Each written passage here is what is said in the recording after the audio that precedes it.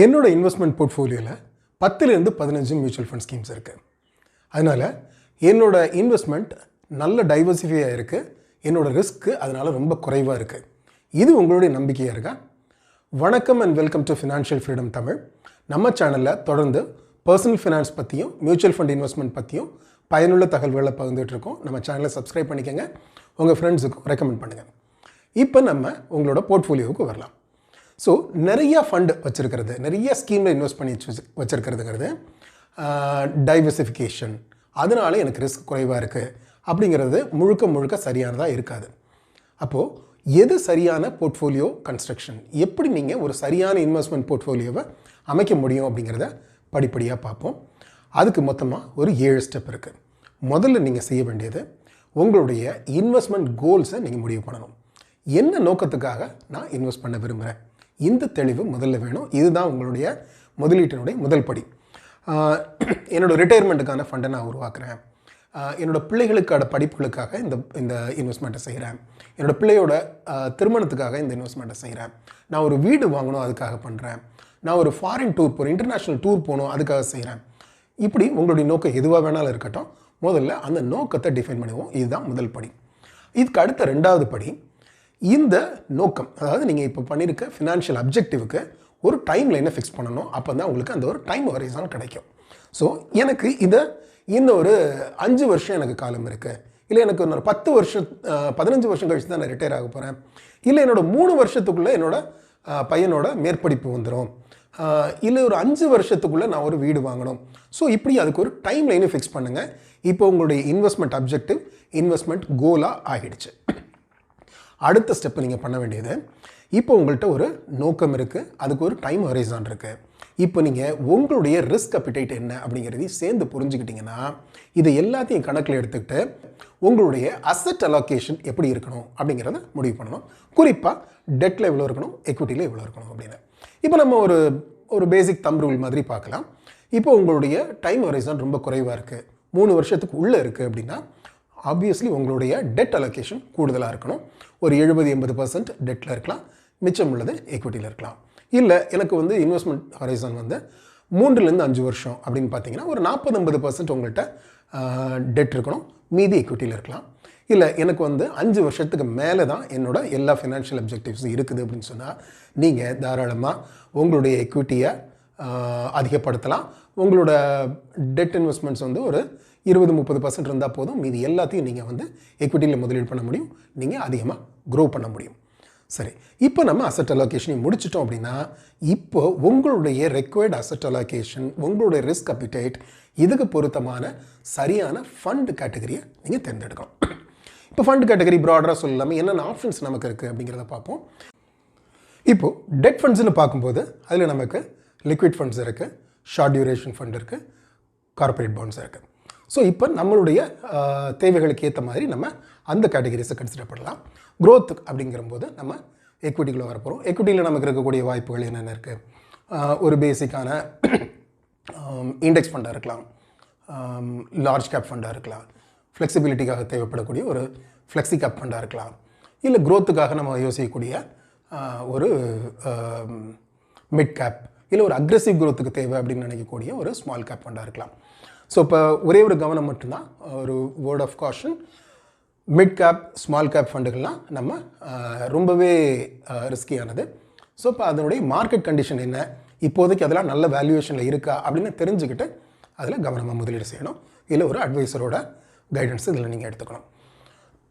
சரி, ஸோ இப்போ நம்ம இந்த கேட்டகரி ப்ராடராக என்ன கேட்டகரி அப்படிங்கிறத முடிவு பண்ணிட்டோம் அப்படின்னா, அதுக்கப்புறம் சரியான மியூச்சுவல் ஃபண்ட் ஸ்கீமில் அந்த கேட்டகரியிலேருந்து எடுக்கணும். ஸோ அதுக்கு நம்ம என்னென்ன விஷயங்களை கவனத்தில் எடுத்துக்கணும்.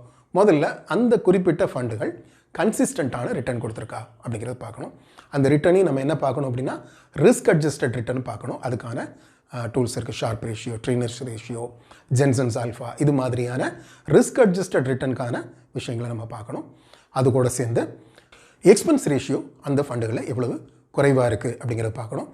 அப்புறமாக அந்த ஃபண்ட் மேனேஜரோட பெர்ஃபார்மன்ஸ் எப்படி, அந்த பர்டிகுலர் போர்ட்ஃபோலியோ எப்படி இருக்குது, அவங்களோட போர்ட்ஃபோலியோ ஹோல்டிங் எப்படி இருக்குது, இது எல்லாத்தையும் கவனத்தில் எடுத்துகிட்டு தான் நீங்கள் அந்த குறிப்பிட்ட ஸ்கீமை தேர்ந்தெடுக்கணும்.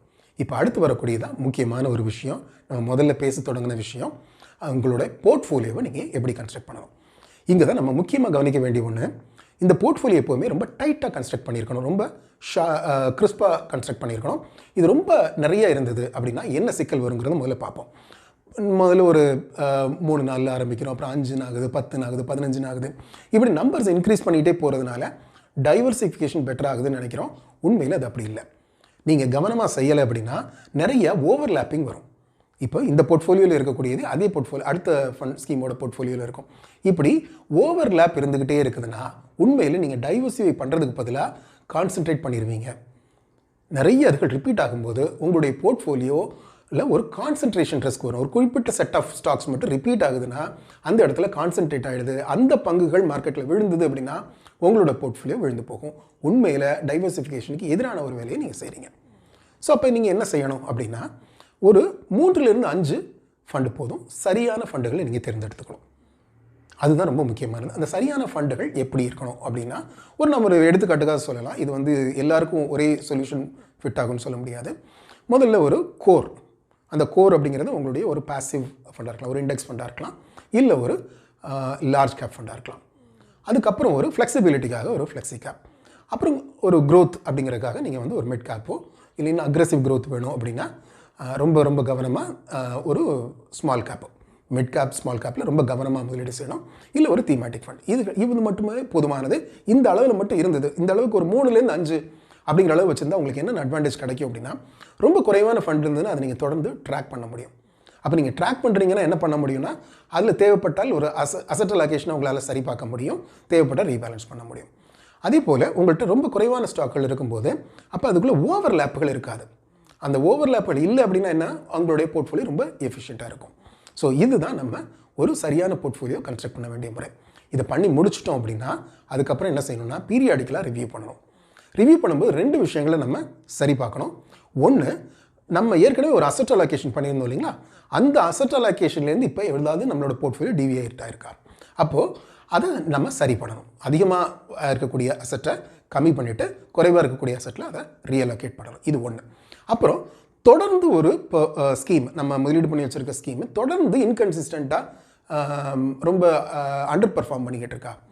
இது வந்து ஒரு ஷார்ட் டர்ம் திங், மார்க்கெட்டோட சைக்கிளில் இருக்கக்கூடிய ஒரு விளைவு அப்படின்னா அதை நம்ம கண்டுக்கல வேண்டாம். ஆனால் தொடர்ந்து இப்படி இருக்குது, இந்த ஸ்கீம் வந்து இனிமேல் இது நமக்கு பொருத்தமாக இருக்க போகிறதில்ல, முதலீட்டுக்கு பொருத்தமாக இருக்க போகிறதில்ல அப்படின்னு வந்தால் ரொம்ப தவிர்க்க முடியாத ஒரு காரணங்கள்னால உண்மையிலேயே இனிமேல் அதில் ஒரு லாங் டர்ம் ப்ராஸ்பெக்ட் இல்லை அப்படின்னு சொன்னாக்க நீங்கள் அதுலேருந்து வெளியே வந்துட்டு இன்னொரு சரியான ஸ்கீமை தேர்ந்தெடுக்கலாம். ஸோ இப்போ நான் மறுபடியும் சம்மரைஸ் பண்ணிடுறேன். நம்ம சரியான ஒரு போர்ட்ஃபோலியோ கன்ஸ்ட்ரக்ட் பண்ண வேண்டிய முறை, முதல்ல உங்களோட இன்வெஸ்ட்மெண்ட் அப்ஜெக்டிவ்ஸை ஃபிக்ஸ் பண்ணுங்கள், அதுக்கு ஒரு டைம் ஹொரைசன் ஃபிக்ஸ் பண்ணுங்கள், அதுக்கான சரியான அசட் அலோகேஷன் உங்களுடைய ரிஸ்க் அப்பிடைட்டிங் கணக்கில் எடுத்துக்கிட்டு ஒரு அசட் அலோகேஷனை முடிவு பண்ணுங்கள். அப்புறம் இதெல்லாம் பண்ணதுக்கப்புறம் இதுக்கு பொருத்தமான ஃபண்ட் கேட்டகரிஸை சூஸ் பண்ணுறீங்க. அந்த ஃபண்ட் கேட்டகரிஸ்க்கு சரியான ஸ்கீமை செலக்ட் பண்ணுறீங்க. அதுக்கப்புறம் தான் முக்கியமாக எப்படி நம்ம போர்ட்ஃபோலியோ கன்ஸ்ட்ரக்ட் பண்ண போகிறோங்கிறது வருது. மிக குறைவான 3லேருந்து 5 வரைக்கும் இருக்கக்கூடிய சரியான உங்களுக்கு பொருத்தமான ஸ்கீம் மட்டுமே போதுமானது.